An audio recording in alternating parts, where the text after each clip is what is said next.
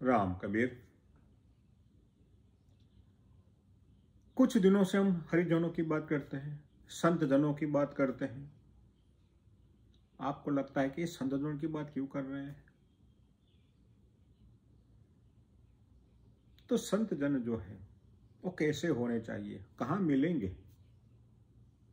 तो संत जन कोई मॉल में नहीं बिकते हैं, का बाजार में ऐसे नहीं मिल जाएंगे आपको। तो संत कैसे है? तो बताते हैं कबीर, जैसे कि ऐसा हरिजन को एक है, ऐसा हरिजन को एक है, दूजा बेख अलेख, दूजा बेख अलेख, नंदा बंदा जन करे, नंदा बंदा जन करे, यहू होता देख। बहुत अनोखा वचन है कबीर का। कबीर कहते हैं कि ऐसा हरिजन को एक है। हरिजन, हरिजन और हरिजन, संत और संतों के बीच में कोई भेद नहीं होता, वो एक समान ही होते हैं। कैसा होता है?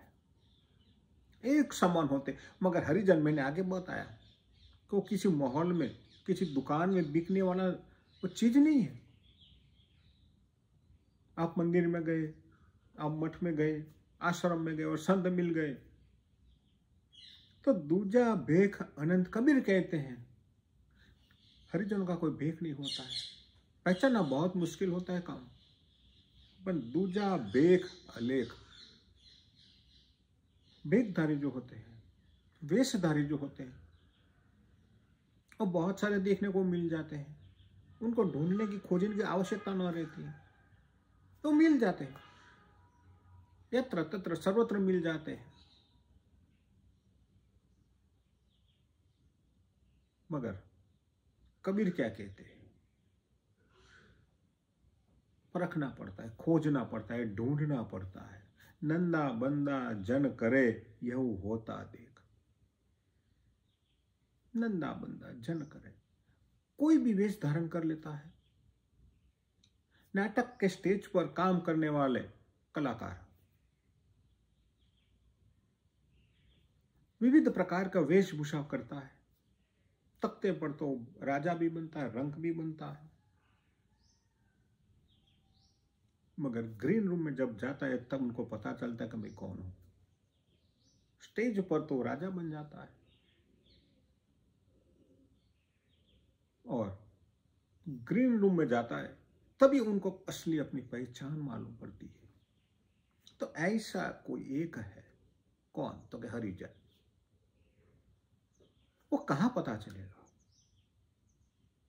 अपने आप को भी हम कौन है वो कैसे पता चलेगा कि हम कौन है? तो जैसे तख्ता है, नाटक का स्टेज है, उनके पीछे ग्रीन रूम होता है, जहां जो कलाकार है वो अलग अलग प्रकार की वेशभूषा धारण करता है, उनको ग्रीन रूम कहा जाता है। और ग्रीन रूम में कलाकार, वो कलाकार नहीं होता है, वो आदमी होता है, एक इंसान होता है। सही में जो जगत में आया है, जो रूप में आया है, वही इंसान है।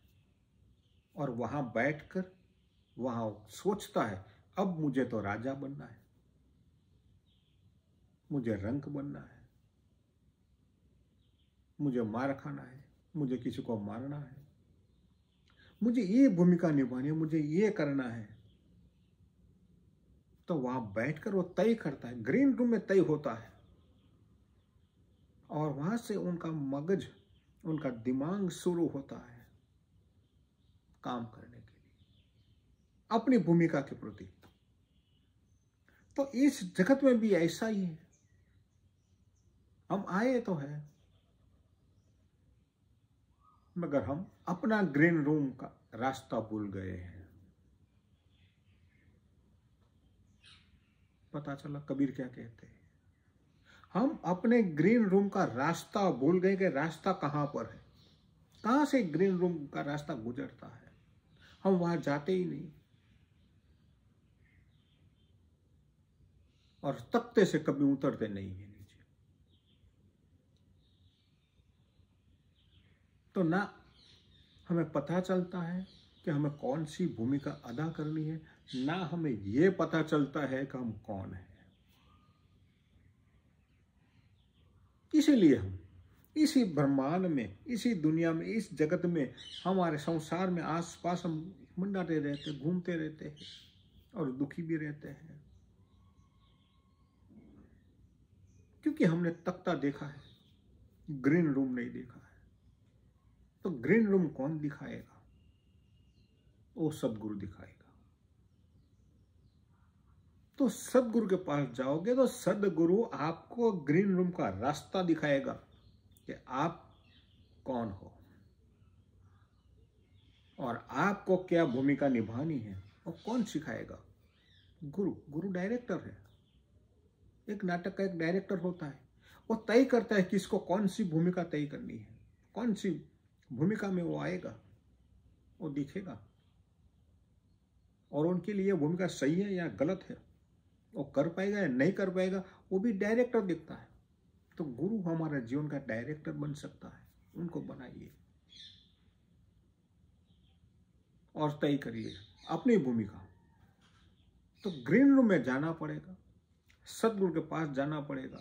सदगुरु ही हमारा डायरेक्टर है, वही समझाएगा। तो ऐसा जन को एक है दूजा बेख अलेख, नंदा बंदा जन करे यहू होता देख।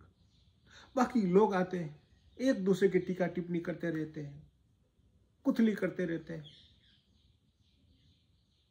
मगर संत जन जो है वो ऐसे नहीं है। वो किसी की कुथलियों करने में उनको कोई मजा नहीं है। वो तो खुद अपनी भूमिका के लिए आए, दूसरे की भूमिका के लिए नहीं आए। दूसरा क्या करता है उनके साथ संत को कोई मतलब नहीं, कोई नाता नहीं। तो संत तो अपनी भूमिका के लिए तैयार हुए हैं, अपनी भूमिका के लिए आए हैं, इस संसार में आए हैं। और उन्होंने ग्रीन रूम का रास्ता देख लिया है। वो जाते हैं, तख्ते पर भी आते हैं, आना तो पड़ेगा। ग्रीन रूम में बैठे रहने से काम नहीं बनेगा, और न केवल तख्ते पर बैठकर ही काम बनेगा। तो ग्रीन रूम और तख्तों के बीच आना जाना पड़ता है। स्टेज पर भी आना पड़ेगा, अपनी भूमिका निभानी पड़ेगी। और विविध भूमिका है, संसार में हम रहते हैं, तो इस संसार में हमारी भूमिका तो विविध प्रकार की भूमिका है। पहले तो एक बालक है, बड़ा होता है, पढ़ाई भी करनी पड़ती है, संसार में भी आना पड़ता है। कुछ संसार छोड़ भी देते हैं, कुछ जानबूझकर छोड़ते हैं, कुछ अनजाने में छोड़ते हैं, मगर करते रहते हैं। हम हमारी भूमिका को निभाते रहते हैं।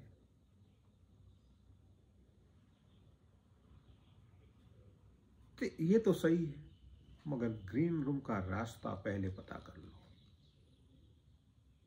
कि हम कौन हैं, क्या बन सकते हैं।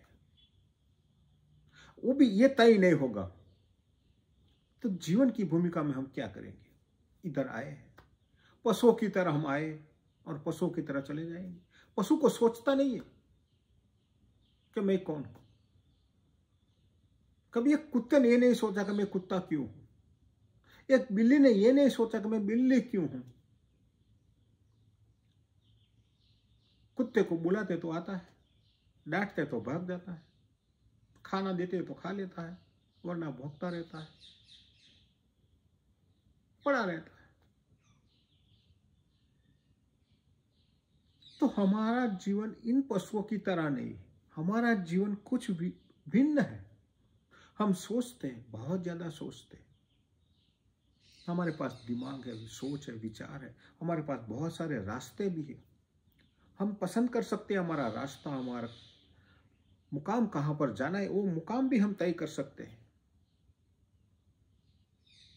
तो कैसे करें और कब करें, कब से शुरू करें, वो तो हम पर निर्भर रहता है। क्योंकि हम इतने बुद्धिशाली हैं, परमात्मा ने हमें ठोस ठोस कर सोच शक्ति, विचार शक्ति, समझ शक्ति बड़ी बड़ी दी है। बस केवल उनका इस्तेमाल करना बाकी रह गया है, वो छूट गया है। तो कबीर यही समझाते कि ऐ सर्जन को एक है दूजा बेख अलेख, नंदा बंदा जन करे। जो लोग करते हैं कुथली, टीका टिप्पणी, भेदभाव उन लोगों का काम है, आम जनता का काम है, वो तो करते ही रहते हैं।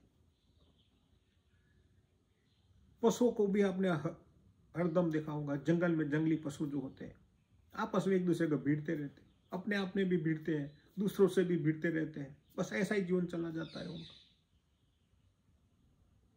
तो इस मनुष्य जगत में भी ऐसा है, कुछ लोग ऐसे ही बस भिड़ते रहते हैं, शोरगुल करते रहते हैं। तो इस शोरगुल से कुछ नहीं होगा, इस भीड़ से बाहर निकलना पड़ेगा। तो इस भीड़ से आप बाहर निकलिए, यह होता है देख, तभी आप अपने आप को देख पाओगे, संभल पाओगे। अपने आप को संभालना, देखना है, भीड़ से ऊपर उठकर देखना है। तो कबीर हमें समझाता है, उठिए, जागिए। कठोपनिषद का ये महान वाक्य है, विवेकानंद ने खूब यूज किया था। उठो, जागो और अपने ध्येय की प्राप्ति की तरफ आगे बढ़िए। तो बढ़ते रहिए, जागिए, उठिए और ग्रीन रूम में जाकर अपने आप को पहचान लो और अपनी भूमिका तय कर लो। तो आते रहिए, कबीर के संग आपको अपना रास्ता अवश्य मिलेगा। और कबीर वो भी तैयार है आपके लिए, आपका स्वागत के लिए। तो कबीर आपको ग्रीन रूम का रास्ता दिखाएगा। तो आते रहिए, कबीर के संग अपनी यात्रा बढ़ाते रहिए और अपनी भूमिका तय कर कर अपने आप को धन्य बनाइए, अपना आत्मा का कल्याण करते रहे। अस्तु। राम कबीर।